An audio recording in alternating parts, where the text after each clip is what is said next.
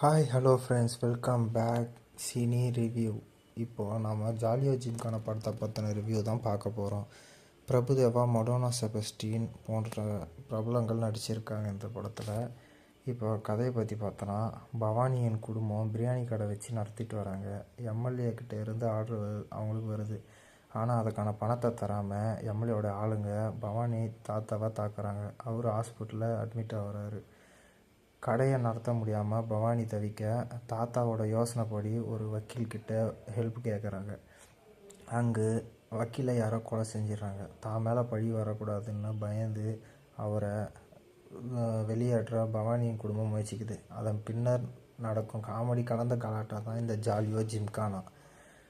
படத்தை பற்றி பார்த்தோன்னா, பிரபுதேவா படம் முழுக்கும் இறந்த மாதிரி தான் இருக்கார். அவரது கதாபாத்திரம் ரொம்ப சூப்பராகவே இருக்குது. படத்தின் ஆரம்பத்திலேயே டேரக்டர் லாஜிக் பார்க்காதீங்கன்னு ஒரு வாய்ஸ் ஓவர் கொடுத்துட்றாரு. அதனால் எங்கேயுமே லாஜிக் மிஸ்டேக்கு கேள்வி கேட்கக்கூடாது போல் இருக்குது. யோகி பாபு சில இடத்துல காமெடி சிரிக்க வச்சாலும், அதே போல் ஜான் விஜய், ரோபோ சங்கர், எம்எஸ் பாஸ்கர் எல்லாரும் நம்ம சிரிக்க வைக்க ரொம்ப மெனக்கறாங்க. ஆனால் அபிராமி அசால்ட்டாக ஸ்கோர் செஞ்சிடறாங்க.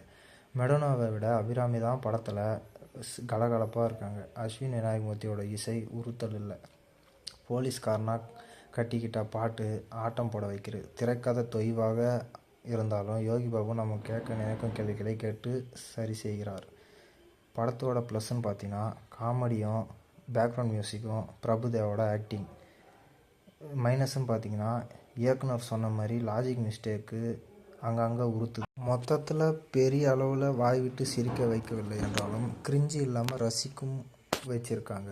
இந்த படத்தை ஒரு முறை பார்க்கலாம். இந்த ஜாலியோ ஜிம்கானாவை நம்ம சேனல்லேருந்து இந்த படத்துக்கு 5க்கு 3 பாயிண்ட் வரைக்கும் கொடுக்கலாம். நம்ம சேனலை லைக் பண்ணுங்கள், ஷேர் பண்ணுங்கள், சப்ஸ்கிரைப் பண்ணுங்கள். தொடர்ந்து நோட்டிஃபிகேஷன் வர பெல் ஐக்கானை ப்ரெஸ் பண்ணுங்கள்.